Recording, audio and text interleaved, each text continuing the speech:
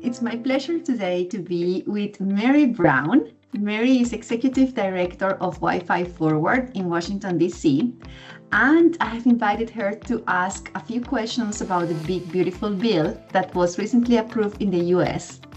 So Mary, welcome. Thank you so much for being with us. You are an expert on Wi-Fi. You have been working on this for many, many years. So I really appreciate having you with us today. Could you please give us a context and an overview about the recent decision of the big, beautiful bill in the US and how that is related to spectrum management? Right. Thank you for having me, Martha. It's always fun to talk to you. The One Big Beautiful Bill Act, which was signed into law on July 4th, does have a spectrum provision in it that impacts licensed cellular technologies. These are technologies that in many jurisdictions the spectrum would be auctioned. And the United States Congress in the act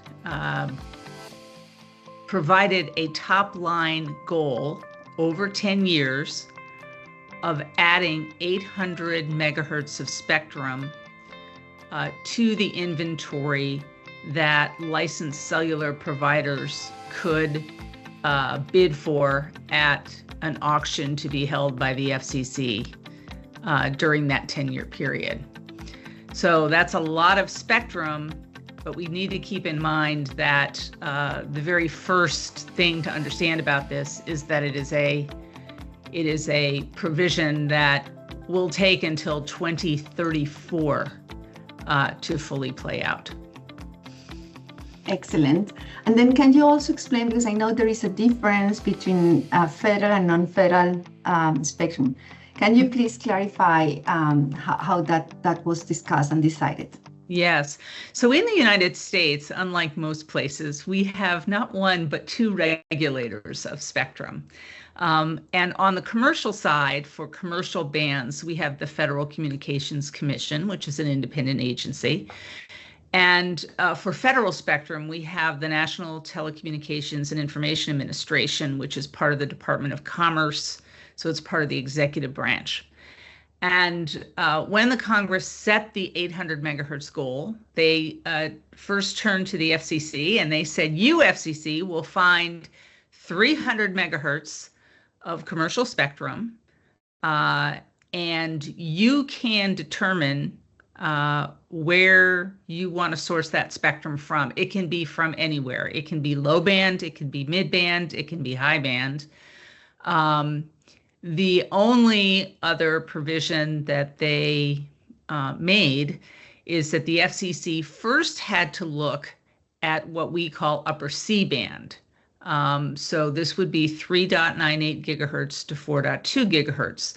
The FCC first had to look there to see how much spectrum it could get before it looked elsewhere on the spectrum dial to find some other commercial spectrum for use. And then for the NTIA, it said, you, NTIA, will find 500 megahertz of spectrum. And it constrained the NTIA a little bit, unlike the FCC. It said that spectrum must come from between 10.3 or 1.3 gigahertz, 1.3 gigahertz, and on the top side, 10.5 gigahertz. So it constrained it to a range that roughly corresponds with what most of us would think would be mid-band. So the NTIA has to go off and hunt for its 500 within that range. Excellent. And then I heard also recently NTIA gave some news, interesting news about the frequency band in 3.8 to 4.2 gigahertz. So the NTIA this week made the FCC's job a little bit easier. So right above C-band, right above the 398 to 4.2 are radio altimeters. So these are devices in aircraft that help the aircraft to understand how high it is above ground. And in the past, there's been a concern that these devices, when they were manufactured, were not robustly protected from adjacent band interference. So the concern has always been as you move 5G into the 3 gigahertz range and you move it up into the 3 gigahertz range, are you going to create interference to these aircraft? The NTIA filed this week and said that they saw an opportunity for the FCC to take this 200 megahertz band that they're looking at. They said, you have an opportunity to reallocate 150 megahertz of spectrum from that range. So that means that they've looked at this issue and they have concluded, along with their other federal agencies, including the Federal Aviation Administration, that moving 5G closer to the radio altimeters will not produce an issue. That's enormous for the FCC because they only have a 300 megahertz target, and now half of it's done, right? Half of it will be done when they finish their proceeding. So that leaves them just 150 megahertz of spectrum to find. And again, they have most of the decade to do that. Yeah. Excellent, Mary. Thank you so much. And then the question that I would like to ask you is, what about Wi-Fi? What about the 6 gigahertz band? Where does it leave Wi-Fi in all this discussion? Yeah, I think it leaves Wi-Fi in a pretty strong position. First of all, the 6 gigahertz band, so that's 5925 to 7125 in the United States, is a commercial band. It's an FCC band. As the legislation was proceeding through the Congress, the two houses of Congress, and then into final language as it appears in the act, what we learned was there were a lot of fans of Wi-Fi in the United States Congress, so much so that at least one chamber wanted to specifically exclude 6 gigahertz from any form of consideration. And the other chamber said, well, we don't disagree with that, but if we start excluding bands, that creates some parliamentary problems for our process.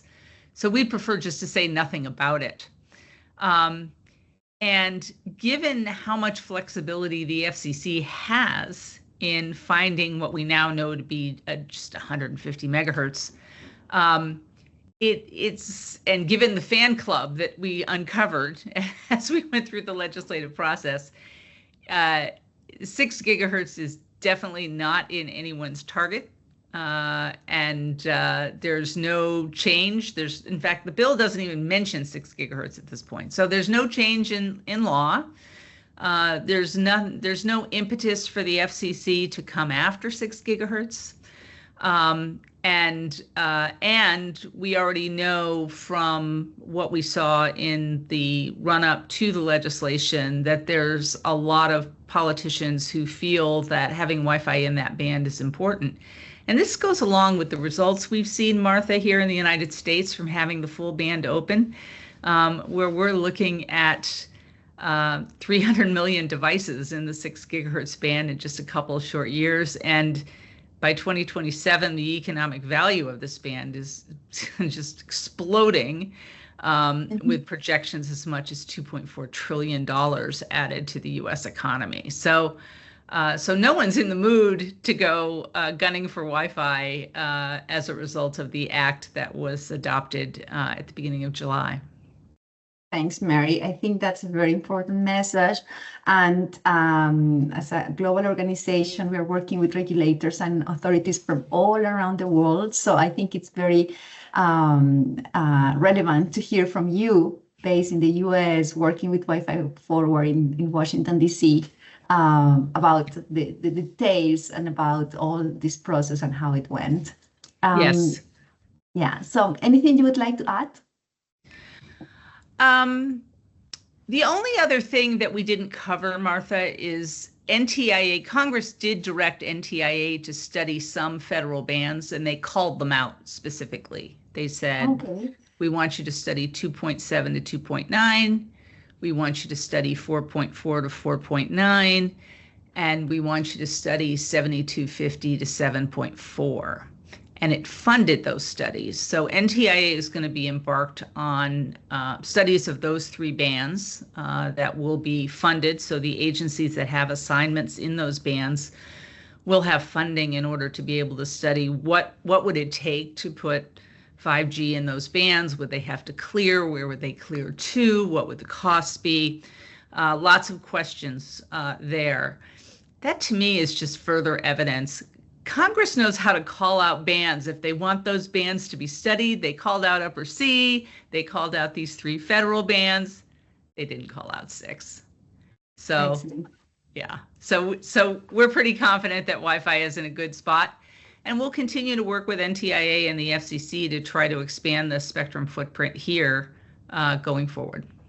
Excellent, excellent. That would be also the job of our members and our job. So it's great to hear from you, Mary. Thank you so much for taking this time. And well, I look forward to seeing you soon face to face again. Yes, thank you, Martha. Thanks, Mary.